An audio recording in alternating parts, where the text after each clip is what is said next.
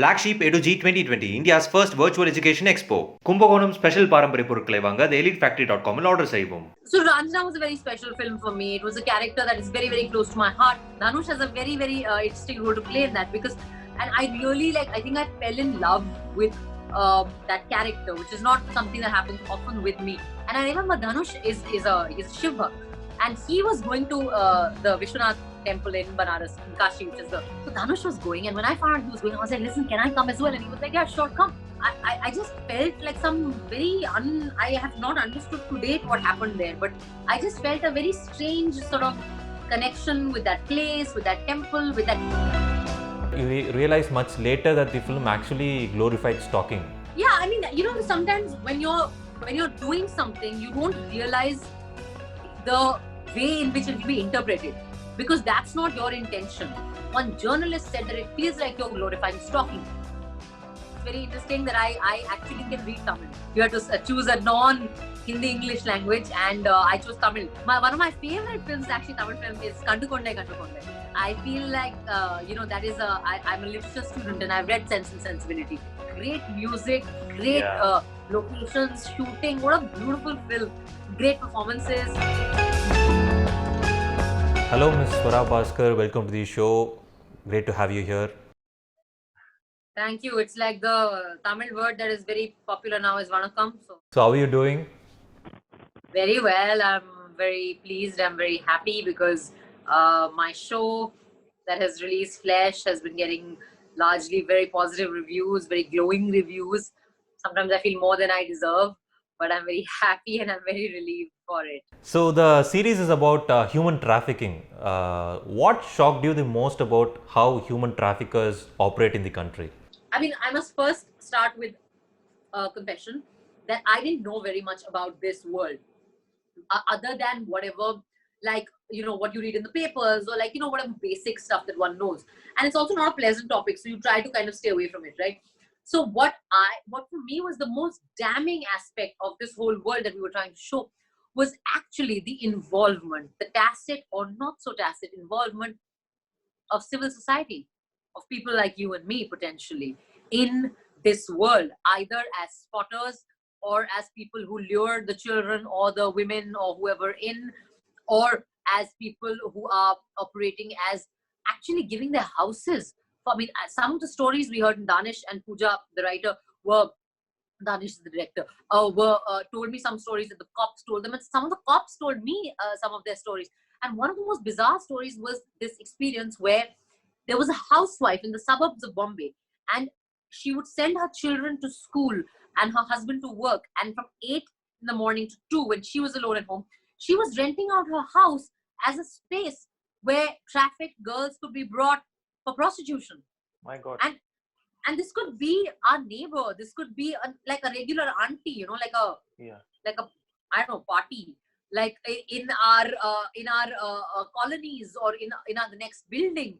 And that made me think, because I was reading, I was going through some statistics, and there is an ILO report of 2014 that says that the profit of that year alone that came from human trafficking and all forms of human trafficking was $150 billion.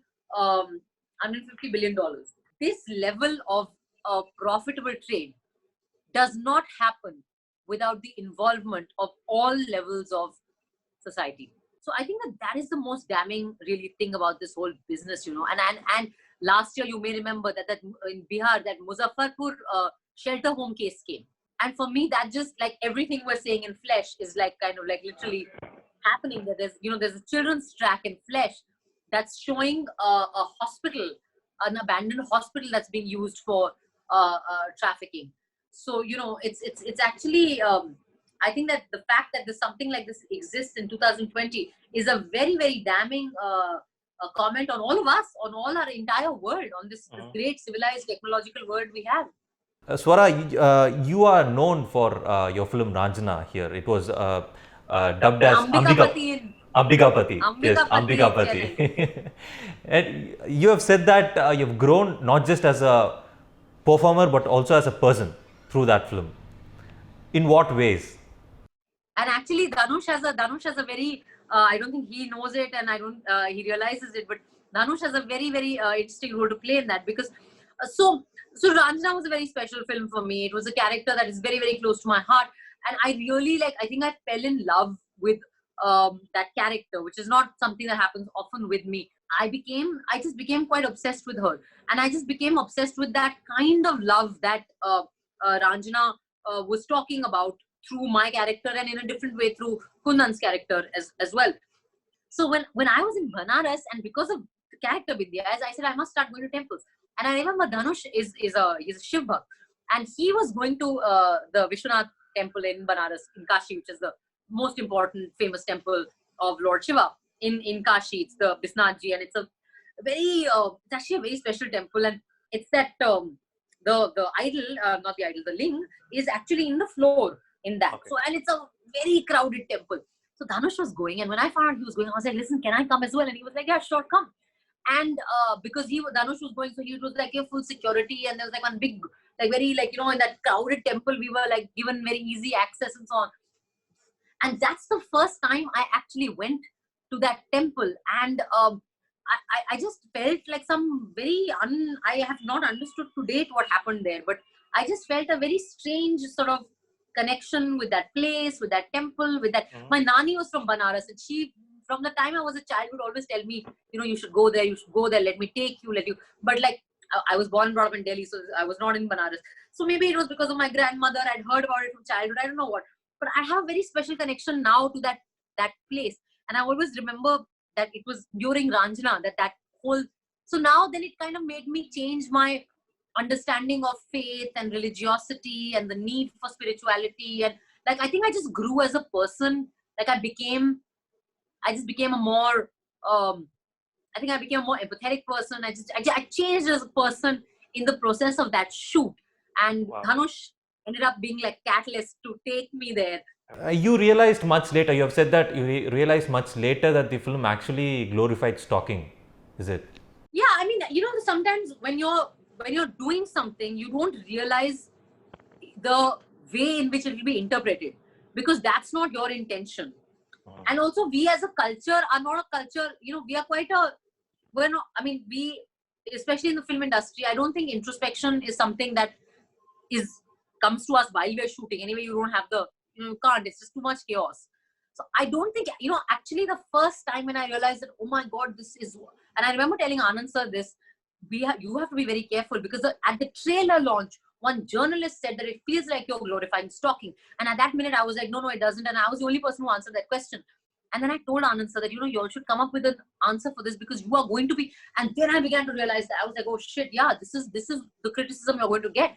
And I think what happened with Ranjana was that we released in 2013 June, and in 2012 December Nirbhaya had happened.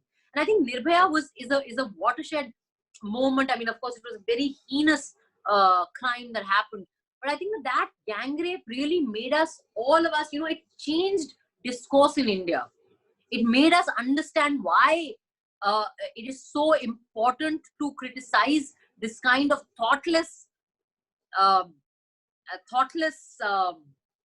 celebration of stalking, of this very masculine kind of culture. It's I don't think any of us I had not realized it for sure. And now when I think back, I think, yeah, of course, there's a problem right there. But So would you do a Tamil film if offered? I would. So I've actually done a Tamil film. Really? There was this film called, it's not a full-fledged, it's a short. There's a film called X Past is Present, which is an experimental film that brought together 10 filmmakers. And one of them was Nalan Kumaraswamy. And I know he's a very young and talented sort of director. And at that point, this is a while ago, I think this was 2012 or 13, when I did this film. And so that his segment was in Tamil. And of course, I dubbed the lines. But very, very impressed with the whole setup, very impressed with the whole shooting setup, with the professionalism of all the cast and the crew, and him as Nalan, as a director. And that was actually written by Kumar Raja, the story. So yeah, so that was also very amazing, because he's of course a very, very talented writer-director, and that we've seen Super Deluxe and Naranyakandam. Yeah. So you're following Tamil films also when you get time? Little bit. I mean, little bit. I have some sense of one of my favorite films, actually, Tamil film, is Kandu Kondai. Wow. Because Rajendran. I feel like that is I'm a literature student and I've read Sense and Sensibility, and I think it's such a wonderful adaptation of a pre-Victorian novel, actually, of Jane Austen into like a completely compelling Tamil context. Like, and you would never, it's just like, even if you don't know that it's based on Sense and Sensibility, it doesn't matter. The film is standing, in such a genuine way on its own, and great music, great locations, shooting. What a beautiful film! Great performances. So I remember when it came out, I was in school, and at that time we had cassettes.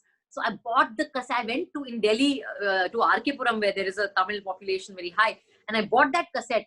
And then I heard it, like I couldn't understand what the lyrics were, but I knew all the words. And the beautiful song Kannamuchi, and Aishwarya Rai looked so good that it was just lovely. We would love to see you in Tamil films, even after this. If something comes your way, please take it.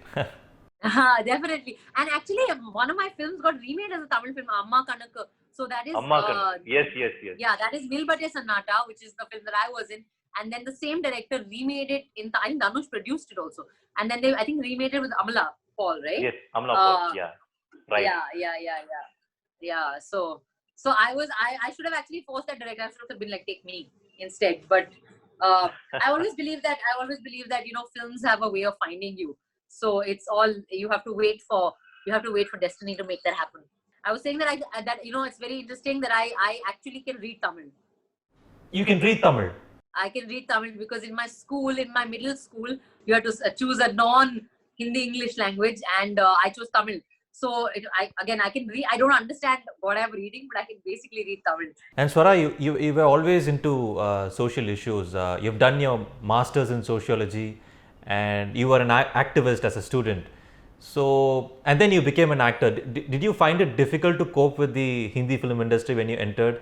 Yeah, absolutely. Because I feel like my battle was all the time, actually my great struggle was with my own self and not with the industry. Because like I was this very sort of, coming from these progressive theatre movement from IPTA and N.K. Sharma in Delhi in Act 1. And we had all these ideas of revolution and social change and so on. And we were like those, in Hindi they say, this Jola chap, Jola, kurta, chappal, that very college activist type, student activist type profile we had. And then I came to Bombay, and I was just like this is such a, it's such a different world where, you're going to be judged for how you look, what you wear. I'd never had a facial till I came to Bombay. I'd never done my eyebrows till I came to Bombay. Okay.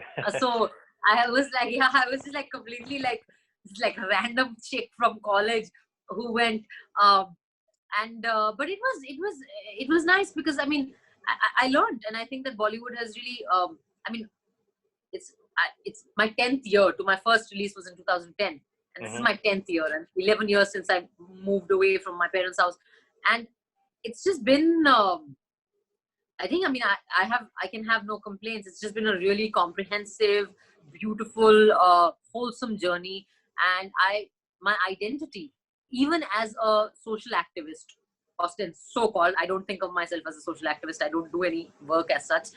But even that identity is actually something that's given to me by Bollywood. Because I was an actress, people were listening to what I was saying, right?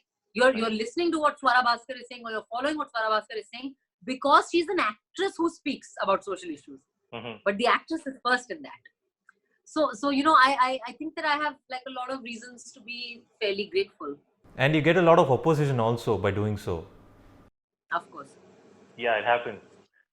That's hard to resist that. Now in our times, everything is so fractious and so polarized that I think that one can put a photograph of a flower and there will be a fight on that. We are in that. True. We are living in those times. Thank you so much, Swara. It was a pleasure talking to you. All the best. Henry. Best wishes for Flesh. Thank you so much. இந்த video உங்களுக்கு பிடிச்சிருந்தா like பண்ணுங்கள். இதே மாதிரி நிறைய videos பண்ண தான் போகிறோம். உங்கள் ஃப்ரெண்ட்ஸ் அண்ட் ஃபேமிலிக்கு மறக்காமல் ஷேர் பண்ணுங்கள். என்ன தோணுதோ கமெண்ட் பண்ணுங்கள். 52 லட்சம் பேர் எங்கள் ஃபேமிலிக்கு சப்ஸ்கிரைப் பண்ணியிருக்காங்க. ஸோ நீங்களும் மறக்காமல் சப்ஸ்கிரைப் பண்ணுங்கள். Black Sheep EduG 2020, India's first virtual education expo. Kumbakonam special பாரம்பரிய பொருட்களை வாங்க the elitefactory.com இல் ஆர்டர் செய்வோம்.